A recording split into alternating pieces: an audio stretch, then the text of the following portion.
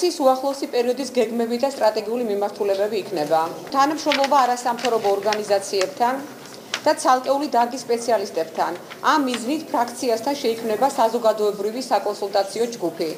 პრიორიტეტი იქნება ეკოლოგია და გარემოს დაცვა, სკოლამდელი აღზრდა, სხვადასხვა დროსა და სხვადასხვა მიზეზით დაზარალებულ მოქალაქეების უფლებების დაცვა. მონიტორინგი თბილისის მთავრობის, მათ შორის მერიის სამსახურებზე, გამგეობებსა და მუნიციპალიტეტის საქმიანობებზე. დავათვალიერებთ აბსოლუტურად ყველა ქუჩებს, ნუმერაციებია საჭირო, რომელიც თითქმის ნახევარქალაქს არა აქვს ეს ნუმერაციები და სიმბოლიკების მიხედვით ეს პარკები, ბაღები, ვისი სახლი გაერკვევა რა, ამას ყველაფერს კომისიასთან ერთად გავივლით და მოემსახურებით. უამრავი პრობლემაა გარემოს დაცვის კუთხით, ეკოლოგიის კუთხით. ჩემი საქმიანობა მთლიანად მიმართული იქნება ბოლომდე, რა თქმა უნდა, ამ მდგომარეობა იქნება შეუძლებელი ამოწევის საკრებულოსთვის, მაგრამ იმ კატასტროფული მდგომარეობისა, რაც არის თბილისში შექმნილი.